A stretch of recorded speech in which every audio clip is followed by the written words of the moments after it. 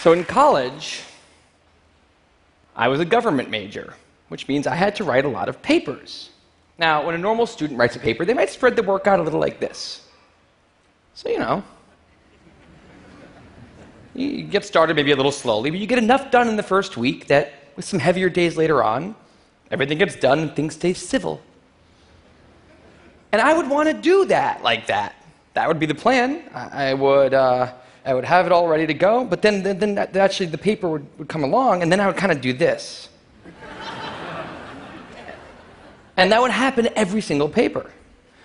But then came my 90-page senior thesis, a paper you're supposed to spend a year on.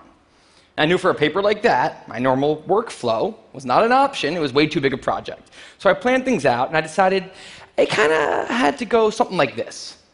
This is how the year would go. So I'd start off light, and I'd bump it up in the middle months. And then at the end, I would kick it up into high gear. It's just like a little staircase. How hard could it be to just walk up the stairs? No big deal, right?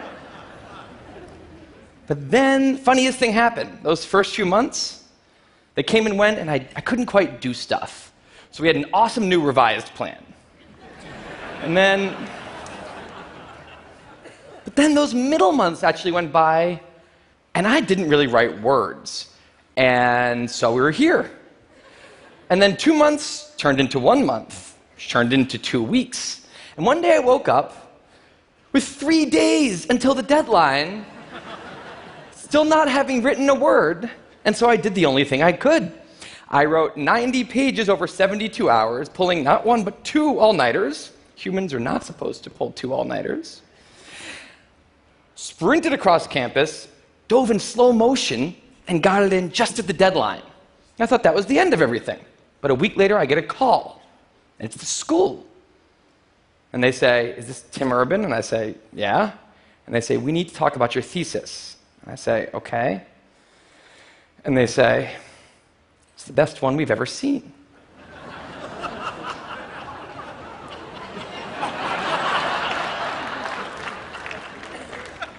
That did not happen.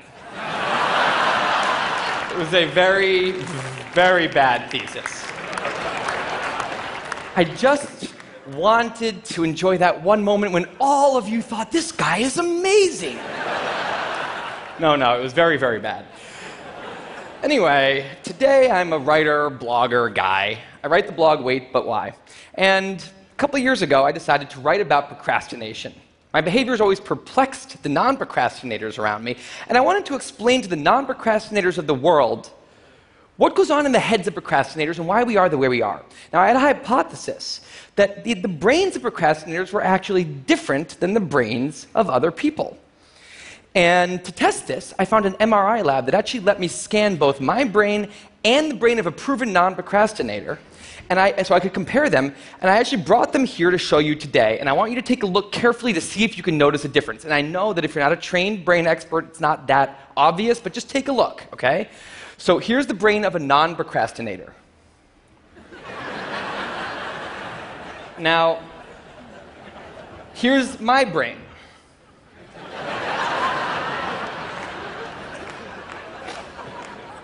There is a difference.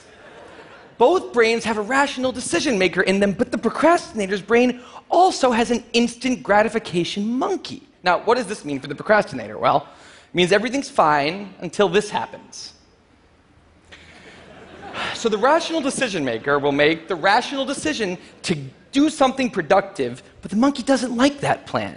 So he actually takes the wheel, and he says, "Actually, let's read the entire Wikipedia page of the Nancy Kerrigan-Tanya Harding scandal, because I just remembered that happened. Then we're going to go over to the fridge. We're going to see if there's anything new in there since 10 minutes ago. After that, we're going to go on a YouTube spiral that starts with videos of Richard Feynman talking about magnets and ends much, much later with us watching interviews with Justin Bieber's mom. All of that's going to take a while, so we're not going to really have room on the schedule for any work today. Sorry." Now, what is going on here?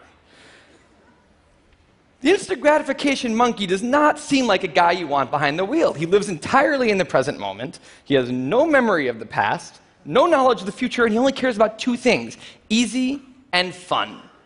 Now, in the animal world, that works fine. If you're a dog and you spend your whole life doing nothing other than easy and fun things, you're a huge success.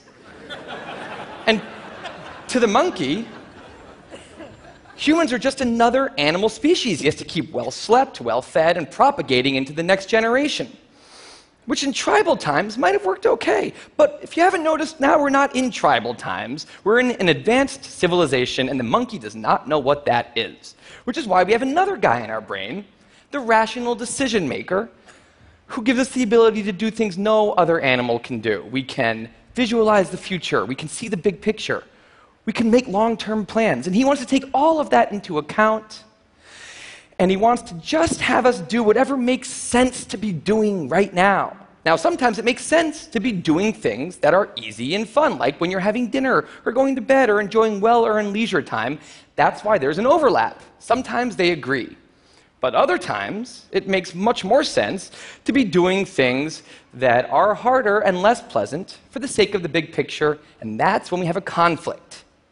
And for the procrastinator, that conflict tends to end a certain way every time, leaving him spending a lot of time in this orange zone, an easy and fun place that's entirely out of the makes sense circle. I call it the dark playground. Now, the dark playground is a place that all of you procrastinators out there know very well. It's where leisure activities happen at times when leisure activities are not supposed to be happening. The fun you have in the dark playground isn't actually fun because it's completely unearned, and the air is filled with guilt, dread, anxiety, self-hatred, all those good procrastinator feelings. And the question is, in this situation, with the monkey behind the wheel, how does the procrastinator ever get himself over here to this blue zone? A less pleasant place, but where really important things happen. Well, turns out that the procrastinator has a guardian angel, someone who's always looking down on him and watching over him in his darkest moments, someone called the panic monster.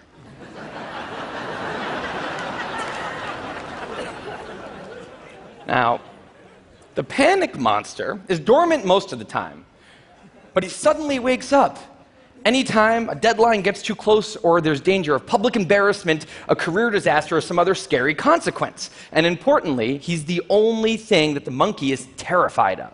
Now, he became very relevant in my life pretty recently because the people of TED reached out to me about 6 months ago and invited me to do a TED Talk.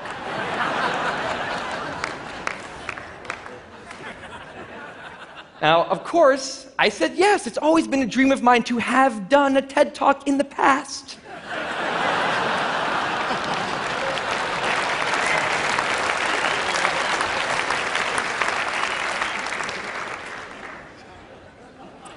But in the middle of all this excitement, the rational decision maker seemed to have something else in his mind. He was saying, are we clear on what we just accepted? Do we get what's going to be now happening one day in the future? We need to sit down and work on this right now. And the monkey said, totally agree, but also let's just open Google Earth and let's zoom into the bottom of India, like 200 feet above the ground, and we're going to scroll up for 2.5 hours till we get to the top of the country so we can get a better feel for India.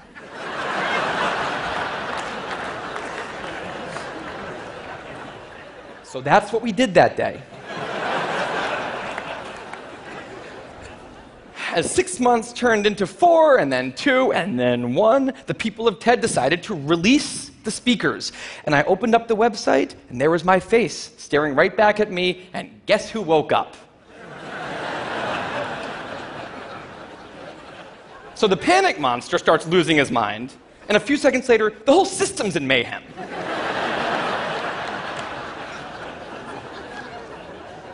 And the monkey, who, remember, he's terrified of the panic monster, boom, he's up the tree.